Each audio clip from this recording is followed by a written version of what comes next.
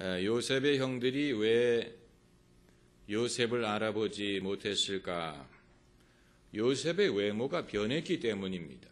요셉이 애굽의 종으로 팔려갔을 때는 소년이었지만 이제는 성인이 되었습니다. 적어도 10년 이상 20년 정도의 시간이 지났을 것이라고 봅니다. 그렇기 때문에 얼굴이 성인의 얼굴로 변했고 또 애굽의 총리가 됐기 때문에 그의 입은 옷, 그의 위엄, 지위 이런 것을 보고 요셉의 형들이 설마 자기 동생이라고 생각하지 못했을 것입니다. 하지만 그 형들이 요셉을 알아보지 못한 더 큰 이유는 가해자는 피해자를 기억하지 못하는데 피해자는 가해자를 기억한다는 진리를 보여주는 것입니다. 그렇기 때문에 요셉은 그 형들을 아나 그들은 요셉을 알지 못하더라. 요셉은 피해자로서 자기의 가해자를 잊지 못합니다. 하지만 가해자는 정작 자기들이 잘못해놓고서는 자기들이 피해를 준 사람을 기억하지 못합니다. 세상의 불공평함이 거기에 있습니다. 그리고 가해자는 한 사람에게만 피해를 주는 게 아니고 같은 패턴으로 여러 사람에게 피해를 줬을 가능성이 있습니다. 바늘도둑이 이 소도둑이 되는 것처럼 안에서 새는 바가지가 밖에서 새는 것처럼 한 사람에게 잘못하는 사람은 다른 사람에게도 잘못할 가능성이 많습니다. 그렇기 때문에 많은 사람들에게 잘못을 저지르면서 살았다면 일일이 자기의 피해자가 누군지 기억할 리가 없는 것입니다. 이 나치 독일에 의해서 이 수용소에 수감되었다가 생존한 유태인들은 아직까지도 그들을 수감했던 독일군 병사들의 얼굴을 기억을 한다고 하지요. 그러나 정작 가해자들은 자기가 그렇게 나쁜 짓을 했던 그 사람들의 얼굴을 기억하지 못하는 것뿐만이 아니고 사람들을 만나기를 두려워하고 사람들 만나기를 꺼립니다. 이것이 이제 이 용서가 회개보다도 선행될 수밖에 없는 이유가 바로 여기에 있는 것입니다. 용서가 회개보다도 선행될 수밖에 없는 이유는 만일 우리가 죄를 지은 사람이 회개하기를 기다렸다가 그 다음에야 그들을 용서하고자 한다면 우리는 결코 용서하지 못하며 살 것입니다. 잘못한 사람이 자기의 죄를 회개하는 것뿐만이 아니고 자기가 어떤 잘못을 지었는지 그것을 인정하고 그것을 기억하고 자기가 누구에게 잘못했는지를 기억할 가능성조차 그렇게 많지 않습니다. 그렇기 때문에 그들이 회개할 때까지 기다렸다가 그들이 회개한 다음에 내가 용서하리라고 한다면 우리는 일평생 용서할 기회를 얻지 못할 것입니다.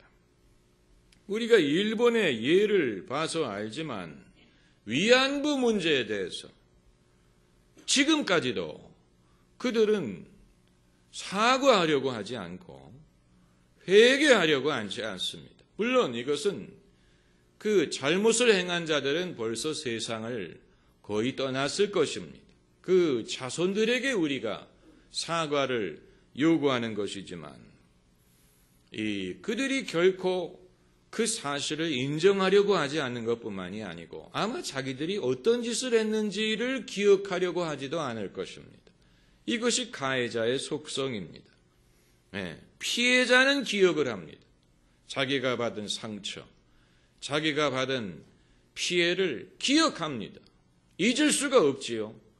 그러나 가해자는 그것을 기억하지 않고 또 마음속에서 지워버리려고 합니다. 그렇기 때문에 가해자의 회개, 참회, 사죄를 조건으로 한다면 우리는 결코 우리에게 이 상처를 주었던 사람들을 용서하지 못할 것입니다. 그러면 요셉의 경우에는 언제 형들을 용서했을까? 언제 그들을 용서했을 것 같습니까? 한 번은 용서를 했을 것이 분명한데 언제 형들을 용서했을까? 형들이 무릎을 꿇고 양식을 구워달라고 할 때 용서했을까? 아니면 이후에 요셉의 정체를 알고 형들이 두려워할 때 그때 용서했을까? 아니면 형들이 애굽에 찾아오기도 전에 그들을 용서했을까? 그건 우리가 알 수 없습니다. 성경은 요셉이 언제 용서했다라고 말하고 있지 않습니다. 그러나 한 가지 분명한 것은 요셉은 벌써 오래전에 자기 마음의 한을 풀었다는 사실이, 그걸 어떻게 알 수 있느냐? 41장 51절에 자기의 아들들의 이름을 지을 때 자신의 사연을 그 이름에 담았습니다. 요셉이 그 장자의 이름을 므낫세라 하였으니 하나님이 나로 나의 모든 고난과 나의 아비의 온 집 일을 잊어버리게 하셨다 하미요. 므낫세라는 이름은 잊다라는 뜻입니다. 또 처자의 이름을 에브라임이라 하였으니 하나님이 나로 나의 수고한 땅에서 창성하게 하셨다 함이었더라. 여기에서 요셉이 자기 마음속에 한을 언제 풀었느냐? 언제 자기가 받은 아픔과 이 고통스러운 기억을 지웠느냐? 하나님이 요셉을 애굽에서 축복하셔서 그가 총리가 되고 이 억울하고 괴로웠던 나날이 끝나게 하셨을 때, 그때 요셉이 결혼해서 아들을 낳으면서 그 아들의 이름 속에 자기가 겪은 하나님의 은혜를 그 이름 속에 반영시켰습니다. 그래서 먼저 태어난 아들에게는 내가 잊어버렸다라는 뜻의 이름을 지어 주었습니다. 잊어버렸어요. 자기가 형들에게 당한 고난, 또 애굽의 종으로 팔려왔을 때 자기가 당했던 고난, 누명으로 인한 아픔, 이런 모든 상처를 잊어버렸어요. 그가 의지로 잊어버린 게 아니고 하나님이 잊어버리게 하셨다라고 했어요. 이게 중요한 것입니다. 51절에 하나님이 나로 나의 모든 고난과 나의 아비의 온 집 일을 잊어버리게 하셨다. 얼마나 귀중한 것입니까? 야곱이 자기의 의지로 잊어버리려고 애쓴 게 아니고 하나님께서 요셉으로 하여금 그것을 잊어버리게 하셨어요. 잊어버리게 하셨다는 말은 더 이상 그것이 상처가 아니라는 얘기입니다. 더 이상 아프지 않다는 얘기입니다. 그리고 잊어버리게 하셨다는 말은 용서하게 하셨다라는 뜻을 담고 있습니다. 용서하지 않으면 잊어버리기가 어렵습니다. 용서하지 않으면 여전히 마음속에 그것이 나를 괴롭힙니다. 잊어버리게 하셨다라는 말은 더 이상 그들에 대하여 어떤 원망, 또 복수, 또 미움, 이런 것을 마음에 품지 않게 하셨다라는 그런 뜻을 갖고 있고, 거기서 끝난 게 아닙니다.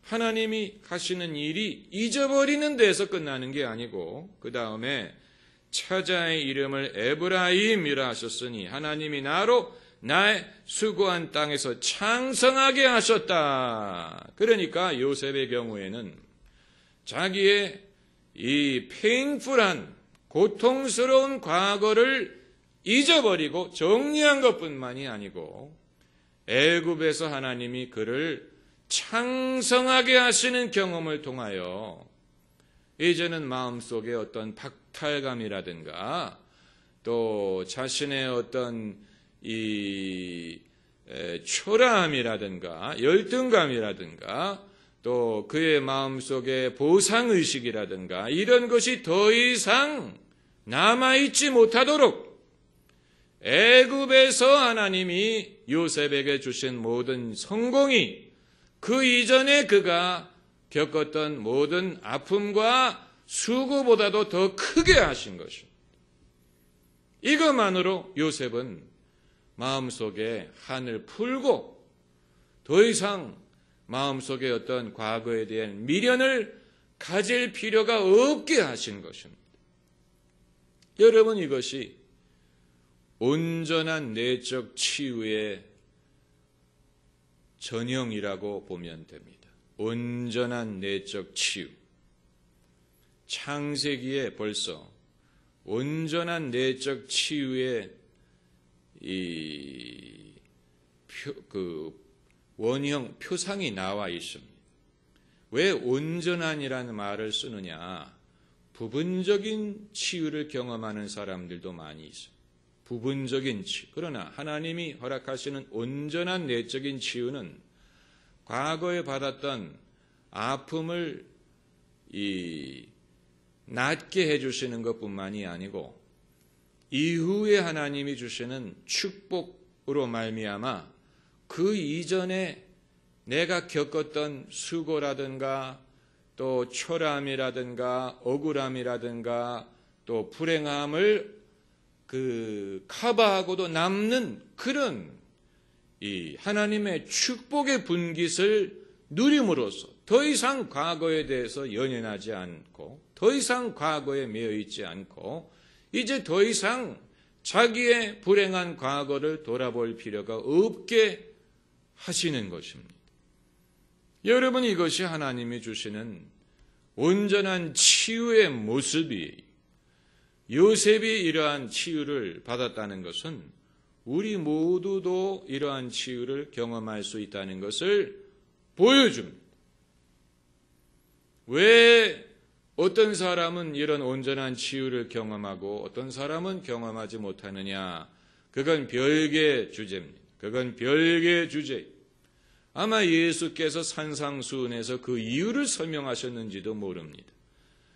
심령이 가난한 자는 복이 있나니 또 마음이 온유한 자는 복이 있나니 애통하는 자는 복이 있나니 의에 줄이고 목마른 자는 복이 있나니 여기에 이제 예수께서 이 몇 가지 복이 있는 사람의 조건을 말씀하셨는데 왜 어떤 이들은 주님의 이 치유를 온전히 경험하고 누구는 온전히 경험하지 못하느냐?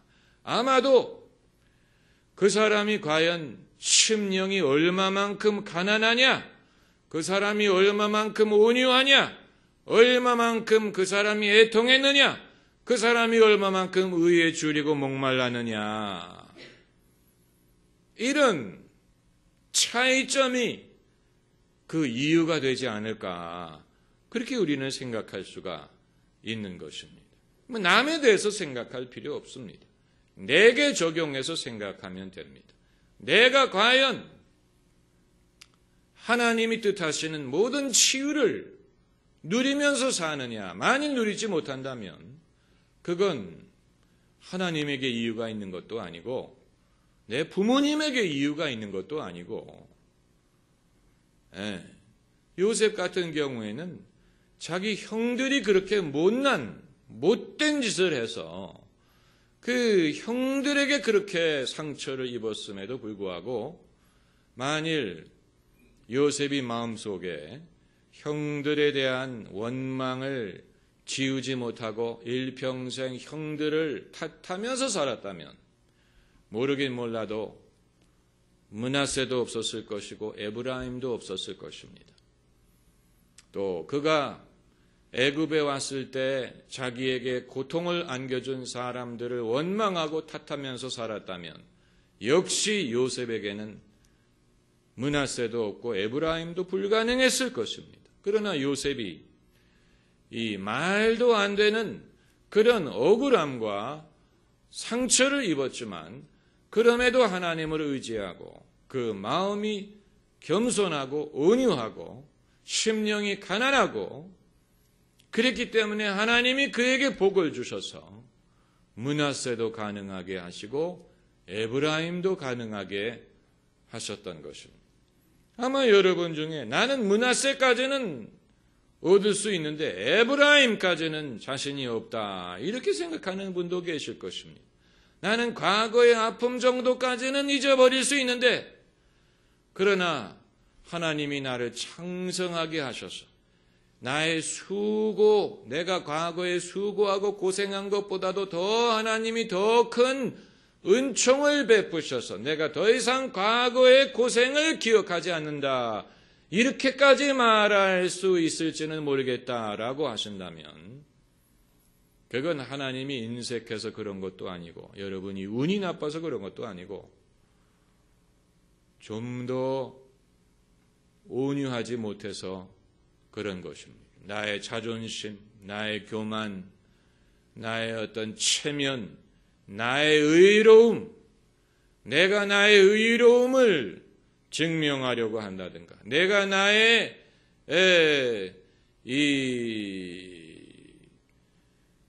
자존심을 버리지 못한다든가, 내가 좀 더 낮아지지 못하기 때문에 하나님이 예비하시고 뜻하시는 것을 온전히 누리지 못하는 것입니다. 아주 중요한 원칙입니다. 한번 따라해 보세요. 므낫세라는 말이 무슨 뜻입니까? 잊어버린다 하는 말이. 따라해 보세요. 에브라임이란 말은 무슨 뜻입니까? 창성하게 하신다라는 뜻입니다. 이 요셉이 아들을 둘을 낳은 것은 하나님이 그의 삶에 하시는 일을 상징적으로 보여주는 것입니다. 그래서 므낫세도 허락하시고 에브라임도 허락하셨어요. 이것으로 요셉은 이제 더 이상 자기의 형들에 대하여 자신의 운명에 대하여 과거에 일어난 일에 대하여 요셉은 더 이상 말할 필요를 느끼지 않는 것. 이제는 더 이상 과거에 대해서 말할 필요가 없는. 그래서 형들이 왔을 때 요셉이 그 형들을 기억한 것은 평생 어디 한번 만나면 두고 보자. 내가 그들을 가만 놨는지 두고 보자. 이렇게 마음에 칼을 갈아서가 아니고 언젠가는 이 날이 올 줄 알았기 때문인 것입니다. 여러분 영어로 두고 보자라는 말이 뭔지 아시죠? See you later. See you later. 그 말은 두고 보자라는 말. 혹시나 그 정말로 알고 그대로 써먹지 마세요. See you later. See you again. 이 요셉이 마음속에 두고 보자. 그런 게 아니에요. 그러나 자기의 꿈을 기억하고 그래서 읽지 않았지만 9절을 보면 요셉이 그들에 대하여 꾼 꿈을 생각했다라고 하지 않습니까? 그 꿈의 내용이 뭡니까? 형들의 이 집단이 자기 집단에 엎드려 절하는 꿈을 꿨고 그런데 수십 년이 지난 후에 정말로 자기 형들이 자기 앞에 와서 무릎을 꿇고 양식을 꿔달라고 부탁하는 그 꿈이 이루어지는 순간. 그 꿈을 요셉이 처음 꾸고 말했을 때는 형들이 아주 언짢게 생각했어요. 우리가 내 앞에 절을 한다는 얘기냐, 네가 우리들을 다스리겠다는 얘기냐, 아주 언짢게 생각을 했는데, 그러나 요셉이 꾼 꿈은 그런 내용이 아니고 장차 가나안에 큰 흉년이 와서 그 아버지의 가문이 굶어 죽게 생겼기 때문에 애굽에 양식이 있다는 말을 듣고 형들이 양식을 꾸러 애굽에 요셉에게 오게 될 것을 꾼 꿈이었어요. 그러니까 이건 좋은 내용이었죠. 형들에게 결코 억울하다든가 또 건방지다든가 그런 내용이 아닌 좋은 내용이었어요.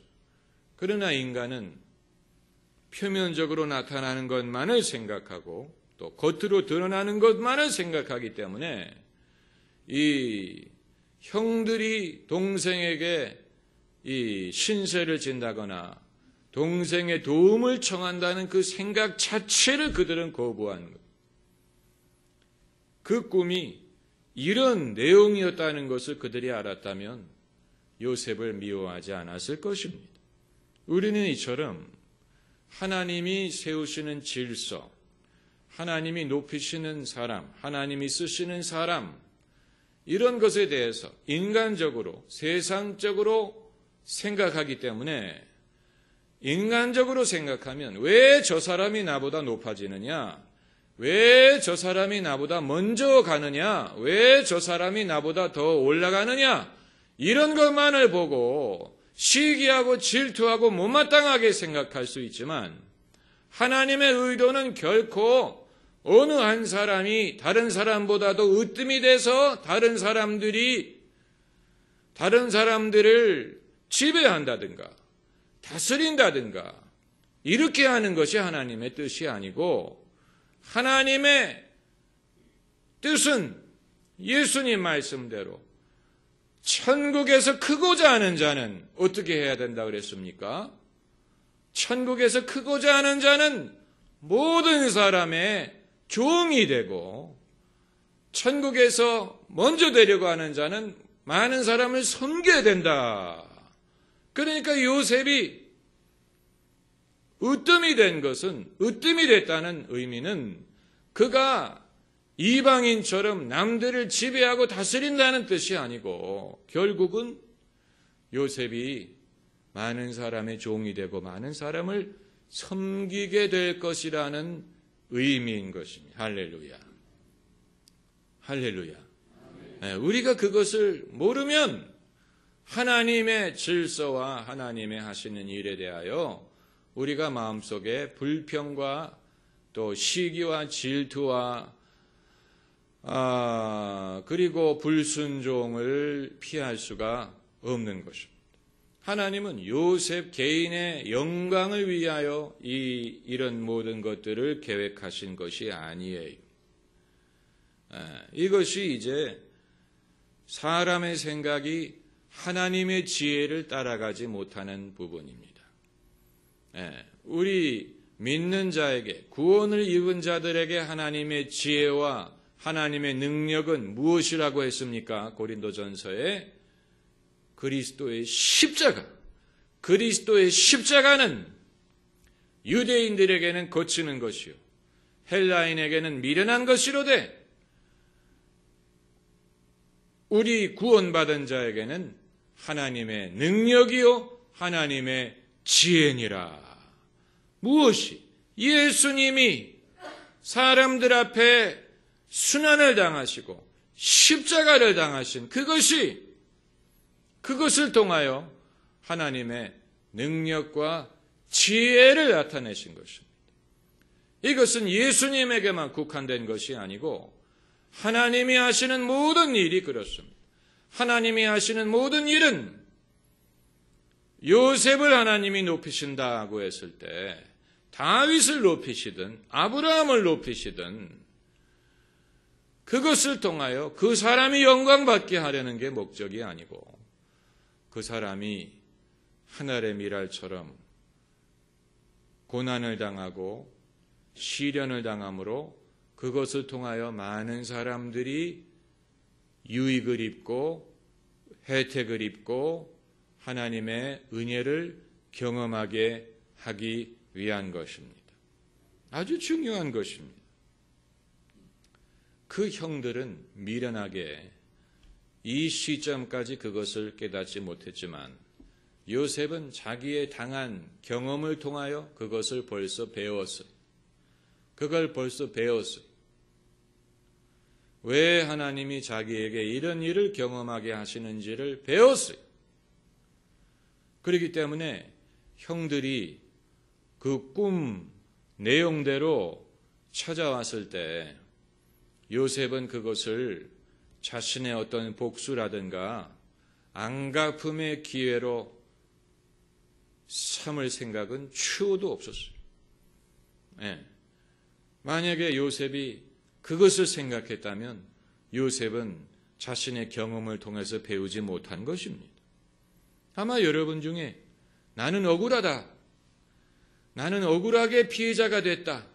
나는 억울하게 사람들에게 모함을 당하고 나는 억울하게 취급당했다라고 생각하시는 분이 계시다면 여러분의 믿음과 여러분의 온유함을 지키기만 할 수 있다면 이후에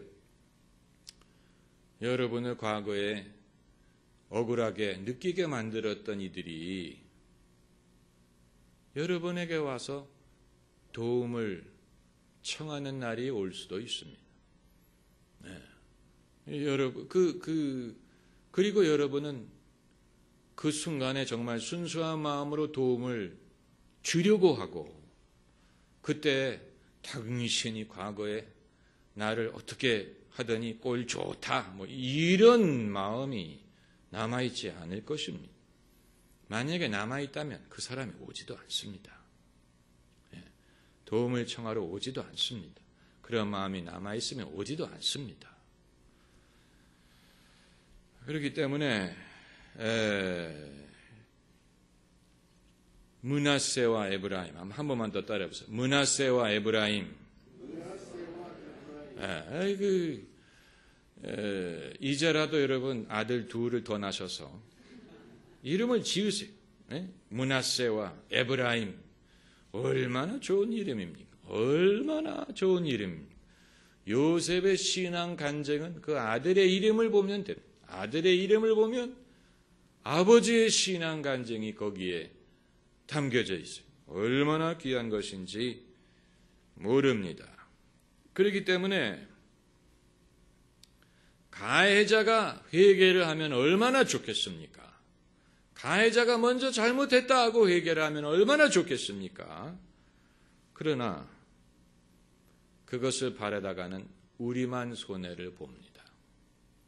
세상이 불공평하게 보이는 이유는 가해자가 결코 먼저 자기의 잘못을 알려고 하지도 않고 인정하려고 하지도 않습니다.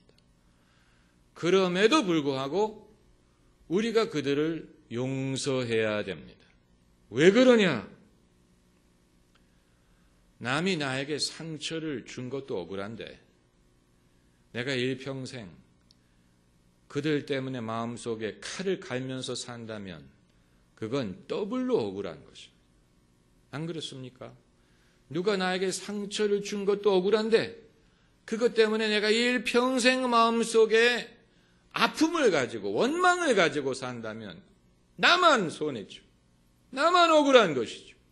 그렇기 때문에 내 영혼이 살기 위해서라도 용서할 수밖에 없는, 내가 그 사람의 지배로부터 벗어나기 위해서는 용서를 해야 돼. 내가 그 사람을 용서하기 전까지는 나에게 상처를 입힌 사람이 여전히 나를 지배하고 있어. 미움, 원망, 두려움을 통해서 여전히 나를 지배하고 있어. 그 지배로부터 벗어나는 것은 용서하는, 먼저 그 사람이 잘못했다고 하기 전에, 왜냐하면 그런 날이 오지 않을 수도 있기 때문에 내가 먼저 용서해야, 그것이 내 영혼이 사는 길이, 내 영혼이. 그 사람이 사랑스러워서 용서하는 게 아니더라도 그 악으로부터 벗어나기 위해서 용서해야 되는 것입니다. 그래서 아픔이 더 이상 나를 지배하지 못하고 악이 나를 더 이상 지배하지 못하고 내가 회복되고 하나님의 복을 누리고 그래서 내가 창성할 수 있다면 그것이 제일 큰 복수입니다. 할렐루야. 그게 제일 큰 복수예요. 기도하십시다.